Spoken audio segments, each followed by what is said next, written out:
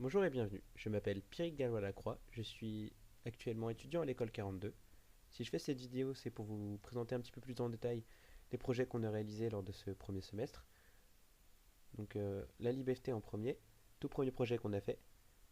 On devait recoder quelques fonctions de la librairie C et d'autres fonctions qui ne sont pas présentes dans la librairie C mais qui nous permettent d'avoir donc une toolbox de fonctions vraiment utiles. Donc là c'est tout ce qu'on a fait, plus une fonction en plus il me semble. GetNextLine qui est pas très important. Donc ici c'est le hatui, je l'ai un petit peu modifié pour qu'il prenne en compte les, euh, les opérations du type moins moins 2 qui nous donne du coup un 2 au lieu de nous donner un moins 2. Là c'est le B0, je vais passer brièvement sur quelques fonctions pour que vous voyez plus ou moins comment ma façon de coder. Je vous conseille de mettre la vidéo en 1080 ou en 1440p afin d'avoir une bien meilleure visibilité sur ce que j'effectue sur le terminal. Alors ensuite on a par exemple str to upper par exemple, qui comme son nom l'indique permet de mettre en majuscule les caractères minuscules. Le limine c'est un projet où, comme le schéma l'indique ici, on a différentes boîtes et différents pipes qui relient les différentes boîtes. En premier paramètre dans le fichier le sujet, c'est le nombre de fourmis qu'on a. Le but du jeu, c'est de faire partir les fourmis de la case juste après le start jusqu'à la case juste après le end et de la faire parcourir le chemin dans ces boîtes. Il peut y avoir donc qu'une seule fourmi par case en même temps. Et le but de cet exercice, c'est de le faire en moins d'étapes possible. Là, donc, je lance avec, je crois, 30 000 fourmis. C'est pour ça que tout ce texte défile. J'ai réalisé donc un pathfinding qui permet de trouver le chemin le plus court entre l'entrée et la sortie, et ensuite de trouver d'autres chemins alternatifs si jamais on a un grand nombre de fourmis afin de faire passer les fourmis sur différents chemins en même temps et donc d'aller plus vite. Le FDF, donc le fil de fer, c'est le premier projet en infographie qu'on a fait. Donc sous la MLX qui est une librairie un peu comme la libx enfin c'est tiré de la librairie X, mais qui a l'avantage de ne pas faire le café où on doit tout faire, on a simplement un peu de pixels, tout, tout image qu'on a dû même recoder celui-ci. Bref, donc là c'est une map de test pour tester un petit peu tous les cas d'erreur avec des tirets, des points, etc. Là c'est une jolie map donc qui nous donne une jolie image. Donc en fonction du chiffre, les points seront à différentes hauteurs.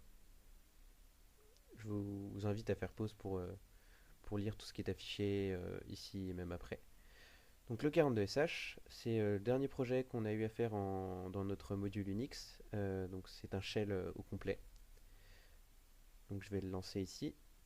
Donc là je suis plus sur les chasses de base, je suis sur le 42SH qu'on a codé en groupe de 4. Donc là on voit que je fais un CD un CD point point pardon. Je fais un PWD, on voit que je suis dans le work 1, dans le répertoire work 1. Ensuite je vais dans le répertoire 42, on voit que je suis bien dans le répertoire 42. Ici donc là on va avec toutes les variables d'environnement que donc j'ai parsé, que me suis refait un env pour mon SH. On voit que je gère les pipes, j'ai fait un ls pipe 4-e, ça a bien marché. On gère également les redirections, les multipipes. Euh, donc c'était très instructif parce qu'on a dû faire des forks récursifs. C'était très, très complexe, mais on a appris des tas de choses. Ensuite, le Wolf 3D, donc mon projet préféré jusqu'à maintenant. Comme son nom l'indique, c'est comme le Wolf 3D, donc en recasting. Voilà les fonctions dont qu'on avait le droit d'utiliser.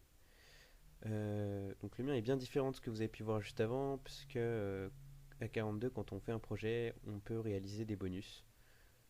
Et vu que c'était mon projet préféré et que je l'ai fini plutôt rapidement, j'ai eu le temps de faire pas mal de bonus.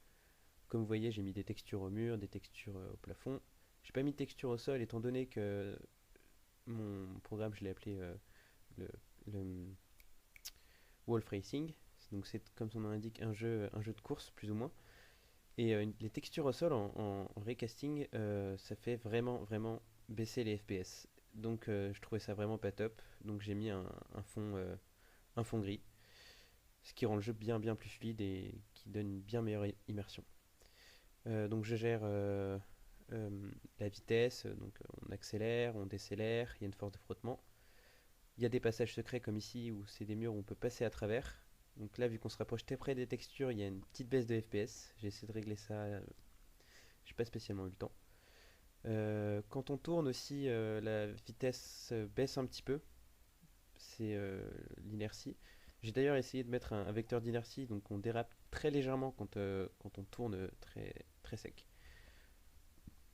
Voilà, donc c'est un projet vraiment que j'ai adoré. Donc comment se constitue une map? Donc c'est avec des 0 et des 1. Les 0 c'est là où il n'y a pas de mur et les 1 c'est là où il y a un mur. C'est pas vraiment des murs en fait, c'est des blocs de murs. Le principe du raycasting c'est de lancer un rayon par colonne de pixels, de le faire parcourir la map et de savoir la distance qu'on a entre le joueur et le premier 1 qu'on croise. Et une fois qu'on a cette distance, on a une relation pour afficher à l'écran une colonne d'une certaine taille. Donc là, c'est la dernière map qu'on a vue dans la démonstration. Je vais vous mettre en surbrillance les passages secrets. Donc c'est les deux. C'est des cases, donc ça va être des cases avec les textures qui seront affichées, mais pas la collision. Ce qui permet donc de passer à travers et de faire des passages secrets. Donc j'en ai mis un petit peu partout pour tester, pour que mes correcteurs, lors de la correction, puissent s'amuser un petit peu à chercher les passages secrets. Voilà, c'est tout pour le 40 pour le Wolf 3D. Ensuite, le dernier projet de, de l'infographie, c'était le ray tracer. Très gros projet, très différent du Wolf 3D au final. Donc c'est du ray tracing, on doit lancer un rayon par pixel, ce qui permet d'avoir comme ici la sphère bien plus jolie et avec une gestion de la lumière vraiment extraordinaire. Euh, on avait pas mal de bonus à faire, on en a fait quelques-uns, on a fait la gestion des miroirs, etc. C'est en fait le seul moyen d'avoir des points. Si on faisait un ray tracer